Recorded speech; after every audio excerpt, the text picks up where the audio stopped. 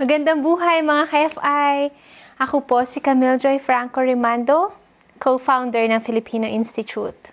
Pag-uusapan natin ang mga dapat mong malaman bago ka mag-aral sa Filipino Institute. Bago natin simulan, panoorin niyo muna ang intro.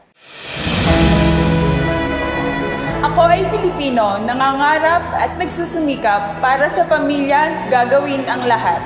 Matatag at may prinsipyo, naglilingkod para sa kapwa ko Pilipino. Lahat kakayanin, kahit mahirap. Nananalig at nagtsatsaga para sa hinaharap. We are the Filipino Institute with more than 80,000 successful graduates, more than 200 trainers, and 15 campuses across the GCC. We are FI. We inspire Filipinos. Welcome back mga ka-FI! Simulan na natin ang mga dapat nyong malaman bago kayo mag-aral sa FI. Ano-ano ang mga courses na offered dito? Meron tayong 3 types of courses na offered sa Filipino Institute. Number 1, short courses. Ang mga courses dito ay tulad ng mga courses sa TESDA. Once a week ang pag-aaral, 3 hours per courses at total 18 hours lahat pag natapos. Makakatanggap ka din ng Certificate of Completion na pwede mo ding ipa-attest sa KHDA and MOFA na pwede mong magamit sa pag-a-apply ng trabaho, promotion, or visa. Number 2, ang International Diploma. Ang duration nito ay 24 weeks. Pwede ka makakuha ng diploma kapag nakatapos ka ng 4 na short courses at pwedeng itong makonvert sa International Diploma. Ito yung tinatawag nating ladderized program. Katulad din ng short courses, pwede mo din itong ipa-attest sa KHDA and MOFA. Number 3, MBA Professional. Ito naman ay katumbas ng Executive MBA. Kinukuha ito kapag gusto mong ma-promote or magkaroon ng managerial position or magtayo ng sarili mong negosyo. Every Friday ang class dito at tumatagal ito ng 10 months. Ngayon, punta naman tayo sa 3 types of learning. Number 1, classroom learning. Dito yung learning na ginaganap sa mga campus ng FI. Number 2, virtual learning. Tulad din ng classroom learning, pero ang pinaggaganapan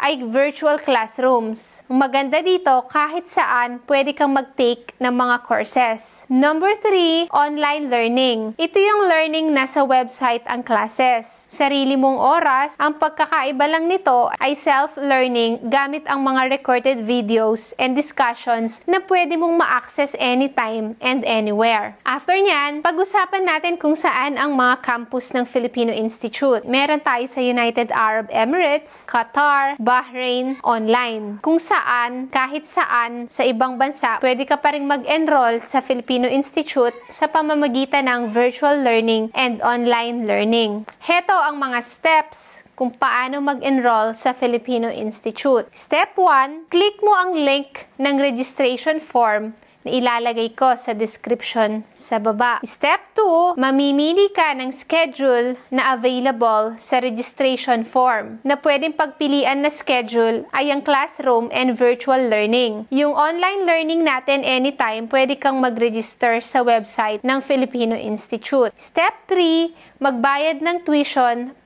Paraan kung paano magbayad ng tuition. Pwedeng online via debit or credit card. Yung link nasa registration form.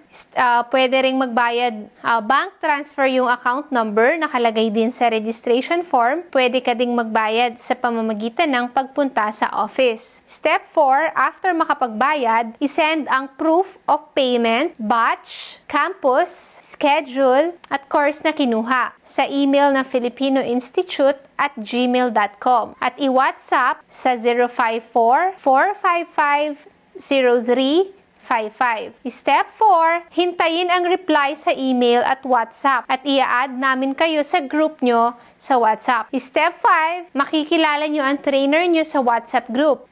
Doon niya isi-send ang link para makapasok sa virtual classroom. Step 6, after nyo matapos ang courses nyo, pwede nyo nang makuha ang certificate nyo sa 3 paraan. Pwede online, isi-send sa WhatsApp group ang soft copy. Pwedeng delivery, i-deliver sa inyo yung hard copy ng certificate nyo. Delivery charge may vary depende sa location. Pwede ring pick up sa FI campus. Step 7, attestation. After nyo matapos ang course nyo, pwede nyo na i-request sa amin na ilakad ang certificate nyo for attestation. Pwedeng ma-attest lahat ng certificate nyo sa KHDA and MOFA na pwede nyo magamit sa pag-apply ng trabaho, promotion, or visa. Ngayon nakapag-enroll ka na, pwede mo nang magamit ang mga napag-aralan mo sa iyong trabaho or negosyo. Meron din tayong Alumni Association, yung link ilalagay ko sa baba. Bakit kailangan sumali sa Alumni Association? Pwede ka magkaroon ng discount sa mga courses. Dadami ang network mo na pwedeng makatulong sa paghahanap mo ng trabaho. May mga libreng courses,